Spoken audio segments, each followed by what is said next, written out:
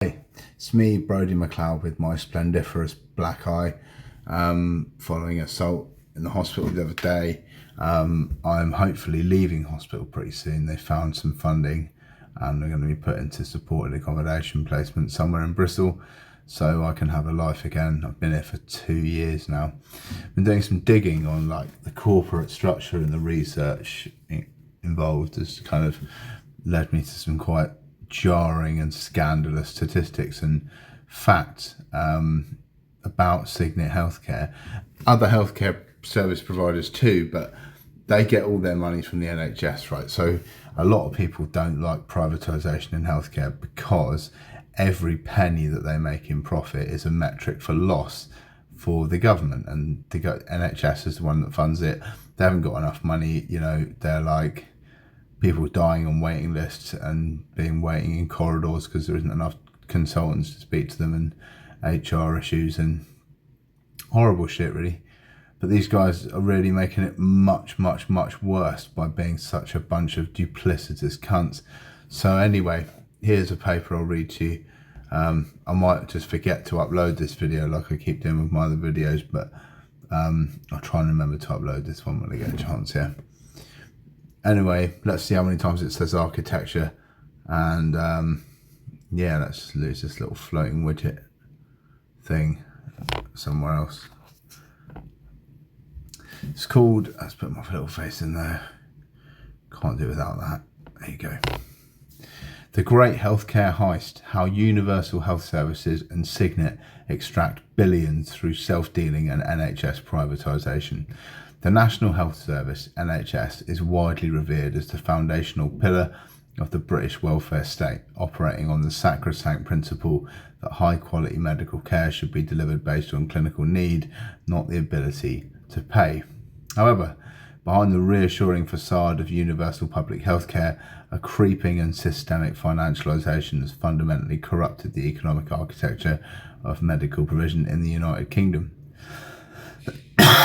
This transformation is most devastatingly pronounced in the realm of adult specialist care and psychiatric services, where foreign corporate conglomerates and private equity firms have established an impenetrable oligopoly. Rather than acting as collaborative partners, delivering entities utilise sophisticated financial engineering and to systematically siphon public taxpayer funds into private hands. At the absolute epicenter of this transatlantic wealth transfer is Universal Health Services Incorporated, UHS, one of the largest healthcare conglomerates in the United States. It's a Fortune 500 company, and it's wholly owned by United Kingdom and its wholly owned United Kingdom subsidiary, Cygnet Healthcare, one of the biggest. Through an aggressively orchestrated strategy of corporate acquisitions, real estate manipulation and parasitic reliance on NHS-free plot contracts, UHS and Cygnet have capitalised on the chronic, politically driven underfunding of NHS capital budgets. The resulting corporate architecture ensures that hundreds of millions of pounds intended for the care of society's most vulnerable individuals, those suffering from severe mental illnesses, acquired brain injuries, autism and learning disabilities, are instead diverted to service corporate debt, pay executive dividends and enrich real estate trusts intimately connected to the corporate parent. This report unpacks the scandalous, mathematically exhaustive and profoundly damaging reality of how Universal Health Services and Cygnet operate.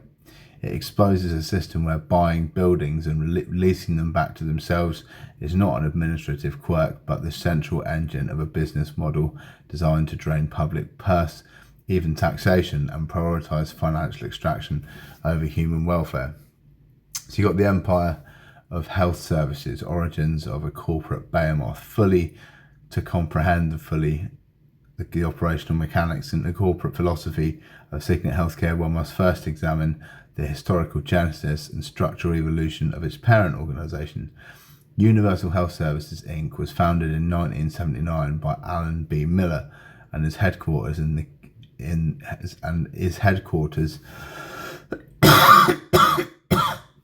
King of Prussia, Pennsylvania.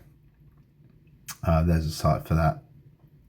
Within just 18 months of its inception, US-owned 4 hospitals held lucrative management contracts for 2 others, rapidly expanding through aggressive acquisition of both acute care and behavioural health facilities across the American healthcare landscape.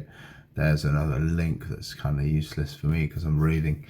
By year in 2024, the UHS had grown into an international behemoth, generating a staggering net revenue of $15.8 billion, representing an 11% increase over its 23% financial performance. The company now operates a sprawling network of more than 400 acute care hospitals, behavioural health facilities, and ambulatory centres across the United States, Puerto Rico, and the United Kingdom, serving an estimated 3.7 million patients annually. UHS possesses a highly distinctive and deliberate profit profile among global hospital companies.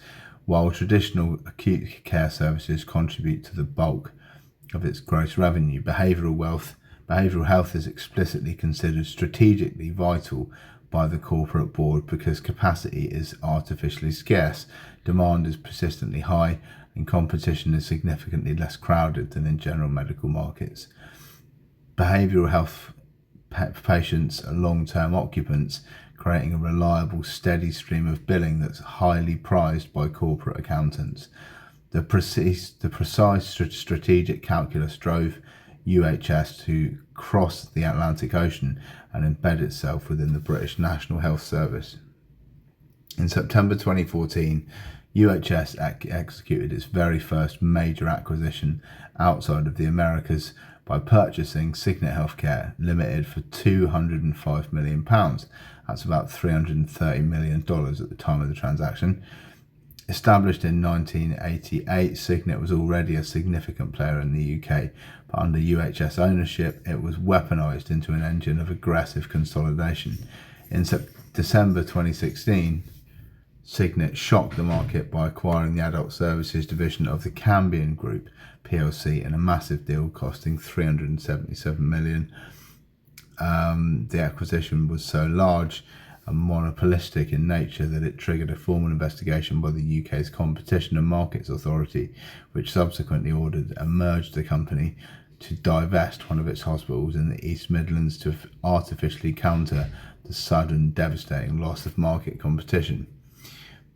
The corporate expansion did not stop with Cambion. In the summer of 2018, Cygnet acquired the Danshell Group, assuming an additional 25 units and 288 beds specifically dedicated to adults with severe learning difficulties.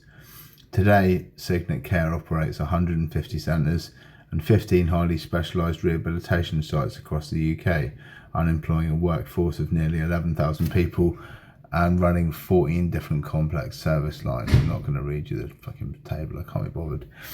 Overarching strategy deployed by UHS is undeniably clear. Aggressive consolidation to capture public funding, block NHS contracts, providing uniquely secure government-backed revenue stream that's highly covered by international investors. Because NHS mental health trusts face heavily constrained capital budgets and demonstrate historically risk-averse behaviour, they consistently fail to expand or even maintain their own inpatient capacity. This structural deficit forces clinical commissioning groups, CCGs, and local authorities to outsource highly complex care to the private sector. The result is a total corporate capture for specific healthcare niches. For instance, the provision of locked rehabilitation wards, a highly specialised and lucrative sector, staggering 97% of the market, valued at over £304 million in 2015, is held by private companies. Following this merger with Cambion, Cygnet captured between 20 to 30% of this specific market, effectively holding the NHS to ransom as an essential, irreplaceable provider. Then you got this really complicated, fucked up scandal, right? It's called OpCo, PropCo, shell game, buying buildings and leasing them to themselves. While the capture of NHS contract provides the raw revenue, the true scandal of Universal Health Services and Cygnet lies in how they manage, hide and extract their capital. The most devastating mechanism utilised by these entities is the operating company, property company, So you've got OpCo, stands for operating company, and PropCo stands for property company structure. So this model is a highly sophisticated form of financial engineering designed to completely separate the physical real estate of a business, the buildings, the land, the physical wards that they're in, from its daily healthcare operations, meaning, the doctors, the nurses, the patients. In practice, it's a legalized fiction that allows healthcare providers to extract vast sums of money from the operational side of their business through mandatory, exorbitant and unyielding rent payments directed to a related property holding entity. The Universal Health Reality Income Trust, whatever, I'm tired, I've had too much meds this morning. It's the architect of this specific iteration of the co-op OpCo, PropCo model is Alan B. Miller, the founder of Universal Healthcare Services, recognizing that owning capital's outright trapped capital on the balance sheet.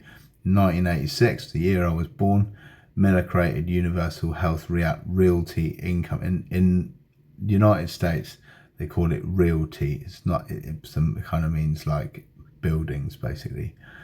So Universal Health Realty Income Trust, marketing the very first real estate investment trust in the history of the healthcare industry. They explicitly stated purpose of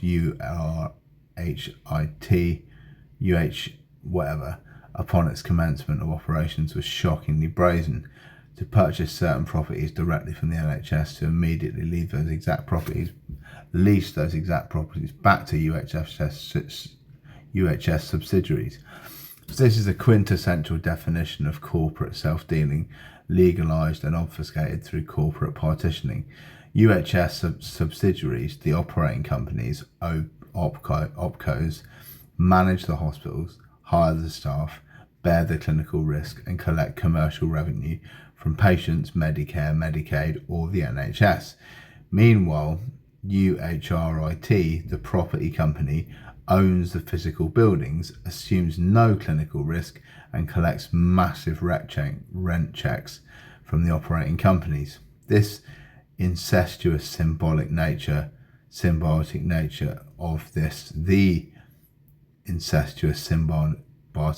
of this relationship is glaringly obvious in the corporate filings submitted to the United States Securities and Exchange Commission. UHS acts as a formal advisor to UHRIT under an annually renewable advisory agreement, meaning UHS effectively runs the trust's day-to-day affairs, providing administrative services and prevents investment opportunities in the trust. Furthermore, UHS deliberately maintains a direct ownership stake in UHRIT, holding between 5.7 and 6.1% of the outstanding shares at various times over the last decade, just enough to swing a vote probably. The intertwining of executive personnel further eradicates the lingering illusion of genuine corporate separation or arm's length negotiation. Alan B. Miller founded both entities. His son Mark D. Miller serves as Chief Executive Officer and President of UHS, while simultaneously serving on the Board of Trustees of UHRIT, a position he's held since December 2008. Corporate board minutes reveal further intertwining. In December 2010, the UHS Board of Directors approved the company's entry into supplemental life insurance plans on the lives of Alan Miller and his wife, agreeing to pay approximately $25 million in premiums, while certain trusts owned by the CEO would pay approximately $8 million. Miller family, the profitability of UHS and the rent extracted by UHRIT are inextricably linked. The staggering mechanics of rent extraction. So by splitting the company in this manner, UHS creates a guaranteed mechanism for wealth extraction that seamlessly bypasses the operational success, failure, or clinical safety of the healthcare facilities themselves. OpCo is saddled with ironclad long-term lease agreements.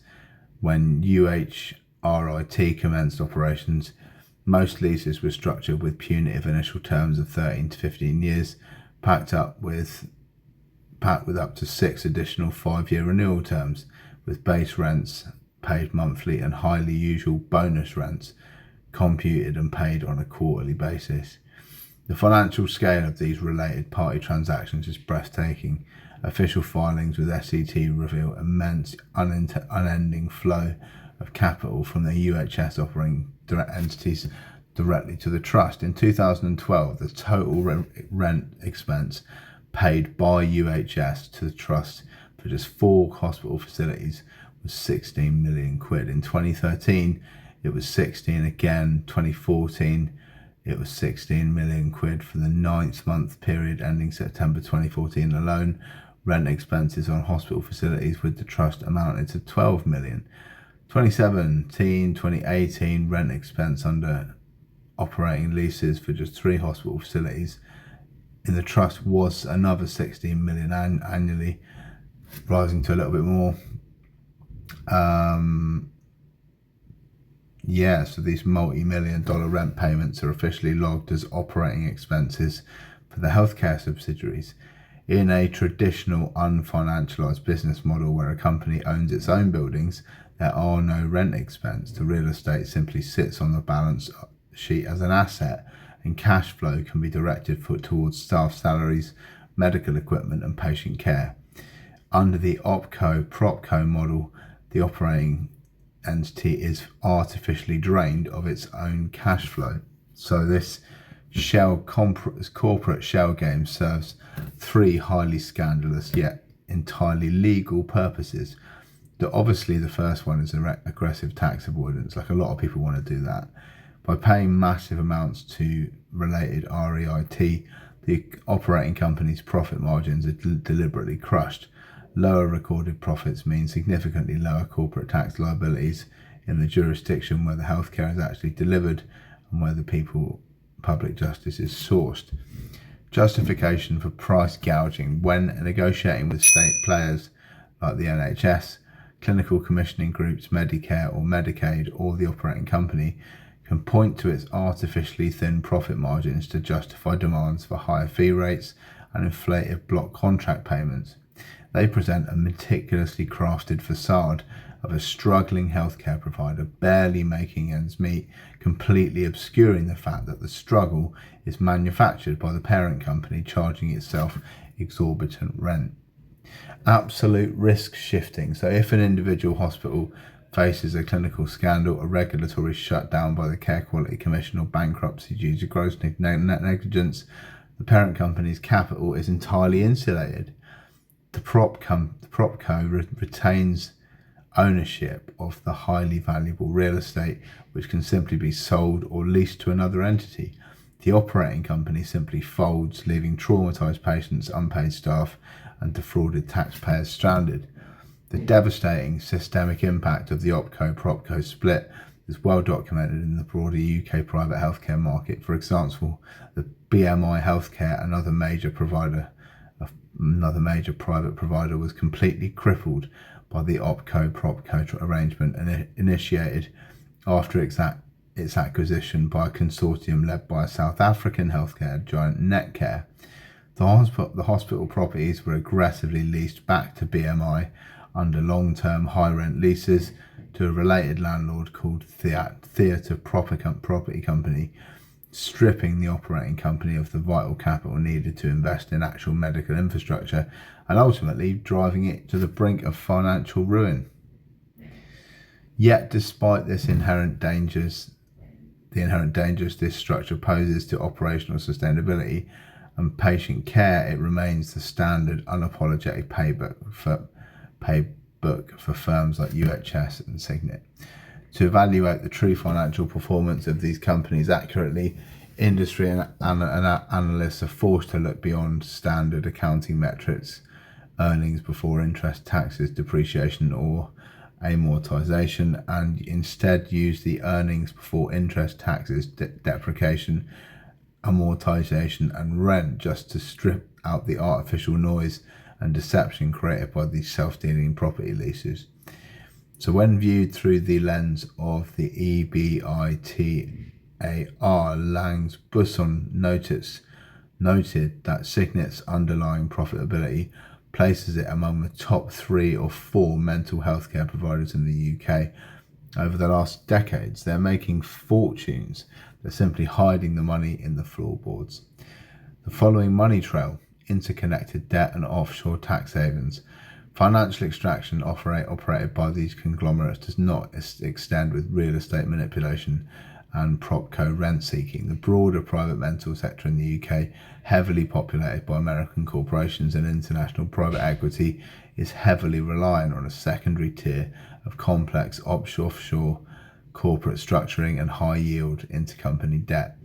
This architecture is specifically designed to systematically loot public NHS funding before the UK Exchequer can tax it. This overarching strategy is known as in economic circles as financialisation, process whereby public funds designated for civic services are ruthlessly converted into finance capital through the relentless payment of rent, interest and dividends, directly circumventing standard domestic tax rules.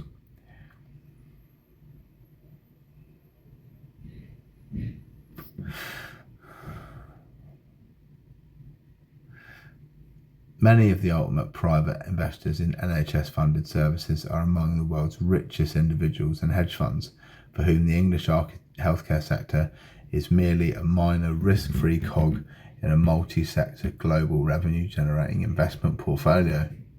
The UK mental health market's offshore web. To grasp the true magnitude of this structural tax avoidance, one must look at the peers surrounding Cygnet in the UK market to understand how the ecosystem in which it thrives.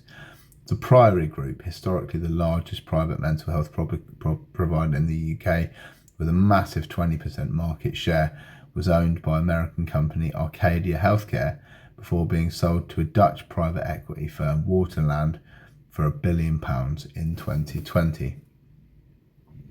During Arcadia's highly lucrative ownership, the Priory was not operated as a straightforward UK medical business. Instead, it was owned via a complex, opaque web of holdings companies and registered in the offshore tax haven of Jersey. The Priory's frontline operating companies were intentionally saddled with massive debts owed to this Jersey-based holding company, attracting a punishingly entirely official annual interest rate of 7.4%.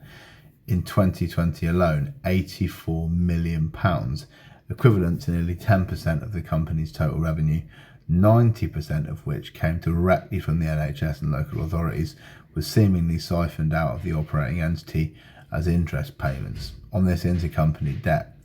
Over a 5-year period under Arcadia's stewardship, no official dividends were declared or paid, but a staggering £428 million was quietly transferred offshore as interest.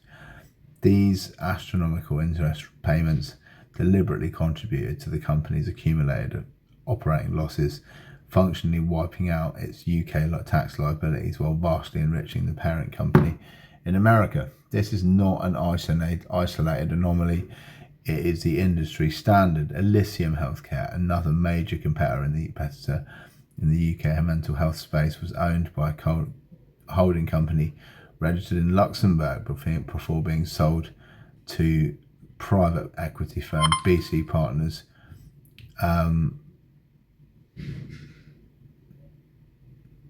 to the Australian healthcare and firm Ramsay Healthcare. Virgin Care was headquartered by the British Virgin Islands to achieve similar tax advantages. Universal Health Services and Cygnet are fully embedded in these 6 architectures of extraction, while Cygnet's UK properties are held domestically to service NHS contracts. The parent company, UHS, operates a sprawling global network of subsidiaries specifically designed to optimise cash flow and minimise tax exposure. International corporate databases and regulatory failings reveal that US and its closely associated entities frequently utilise entities registered in Luxembourg to manage international assets and joint ventures, a staple of modern multinational tax strategy. The profound financial dissonance between Cygnet UK's operational reporting and UHS's global profits perfectly illustrates this extraction at work. In 2017, the UK-based Cygnet Healthcare recorded an individual operating loss of 9.4 million on a massive turnover of 121 million. A naive observer or a casual NHS commissioner might look at these accounts and conclude that providing mental health care is a financially perilous endeavour and that the company is struggling. However, in that same year, the overarching group level reported a very healthy profit of £40 million on a turnover of 334 million. The losses reported in the UK are an illusion, a mathematically constructed mirage created by pushing money upwards to the parent company through the payment of inflated third-party rent management, consulting fees, and internal debt servicing. This is effectively being used as a captive cash flow. As of recent parliamentary reports, no less than 44% of the 355 million NHS spending on child and adolescent mental health services CAMS care goes directly to the pockets of private providers like Cygnet. The increased proportional spend on private providers has made them almost entirely dependent on public funding from the NHS to prop up their global balance sheet. Yet instead of this public money being invested into hiring more nurses, upgrading dangerous clinical facilities, or expanding vital community care programs, is deliberately and legally structured to leak out of the UK economy entirely, landing squarely in the pockets of shareholders trading on the New York Stock Exchange. The human toll, the quality of care, systematic abuse, and the tragedy of Walton Hall. The defining tragedy of the financialisation of healthcare is that the aggressive extraction of capital directly correlates with the catastrophic decline in the quality of patient care. This is not a theoretical assumption, it's a bloody documented reality. When a hospital's primary overriding mandate is to generate enough operational cash flow to cover exorbitant related party rent and double-digit intercompany interest rates, the first casualties are always staffing levels, clinical oversight, and patient safety. Because providers like Cygnet are paid on a per-patient, per-night basis via block contracts, seasonal mental health managers have openly warned that these corporate entities possess absolutely no financial incentive to rehabilitate patients and turn them into the community. To a highly financialised healthcare provider, a cured patient is a lost revenue stream. Keeping highly vulnerable individuals hospitalised longer is simply more profitable, converting human suffering into predictable annuity. This toxic incentive structure breeds environmental ripe for neglect and systemic abuse. Nowhere was this horrifying reality more starkly exposed than in the Walton Hall scandal. Walton Hall was an independent hospital located in Barnard Castle, County Durham. It was especially registered and designed to admit men and women with profound learning disabilities and autism, many of whom exhibited complex and challenging behaviours requiring intense, compassionate and highly skilled care. Cygnet Healthcare eagerly assumed operational responsibility for Walton Hall in January 2019, following its aggressive £300 plus million acquisition of the Denshell Group in August 2018. Cygnet, eager to rapidly consolidate its market share and capture more lucrative NHS block contracts, bought the facility seemingly without undertaking adequate clinical due diligence regarding the rotting culture of care inside the building. On the 22nd of May 2019, a BBC Panorama undercover investigative broadcast shattered the corporate illusion at Walton Hall. Using secret film captured by a brave undercover reporter over several months, the entire nation witnessed a staff team engaging in horrifying, sustained psychological and physical abuse. Vulnerable patients whose care was routinely funded by the taxpayer were routinely threatened, goaded and deliberately provoked by staff into states of severe distress. This maliciously manufactured distress was then unpaid as a pretext for staff to physically restrain them, overpinning them to the floor for extended, punitive and dangerous periods. The immediate public fallout was severe. though ultimately insufficient to challenge the corporate model.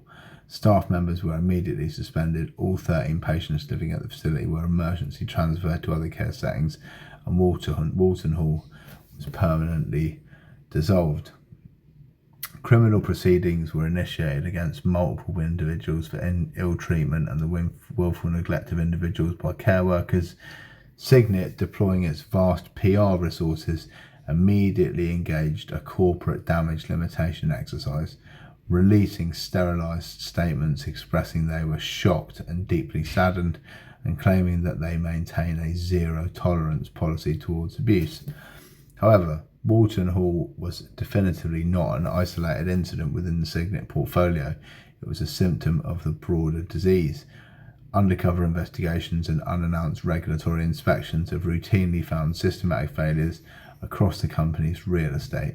At Cygnet's Trees Hospital in Essex, identical patterns of staff intimidating, mocking and inappropriately restraining patients with learning disabilities were uncovered.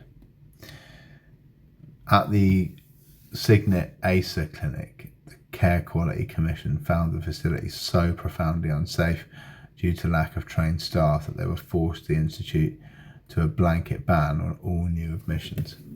The complete failure of regulatory oversight. Walton Hall scandal did not just expose corporate malfeasance and sadism on the wards, it laid bare the complete systemic inadequacy of the UK's regulatory framework in the face of financialised healthcare. The Care Quality Commission, the independent regulator for health and social care in England, tasked with ensuring patient safety, had visited Walton Hall several times prior to the BBC expose and found nothing fundamentally wrong. The timeline of the regulatory failure is damning. In 2015, following a November inspection, CQC rated Walton Hall as merely requires improvement. However, just 2 years later, in December 2017, CQC explicitly graded the facility's rating to good. In March 2018, the CQC was forced to conduct another inspection in direct response to whistleblowing concerns that specifically highlighted grave issues regarding understanding patient safety and a toxic workplace culture. So, publications, blah, blah, blah. The resultant report, published in May 2018, gently flagged some concerns about the safe staffing levels, but astonishingly failed to detect any signs of the pervasive systemic daily abuse that the BBC easily captured on secret film shortly thereafter.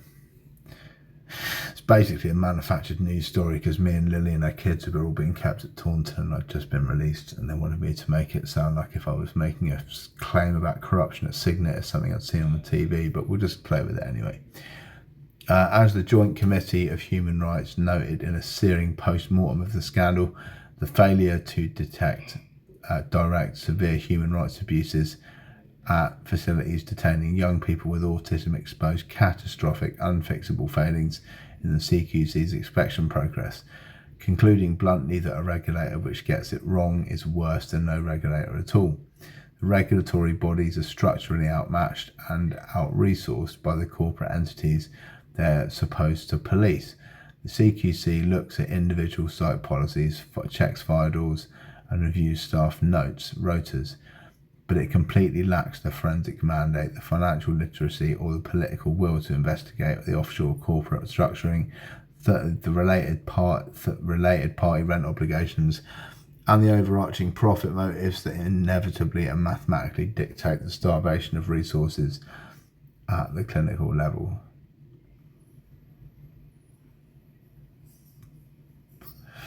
A transatlantic pattern of malfeasance, false claims, and US Medicare fraud.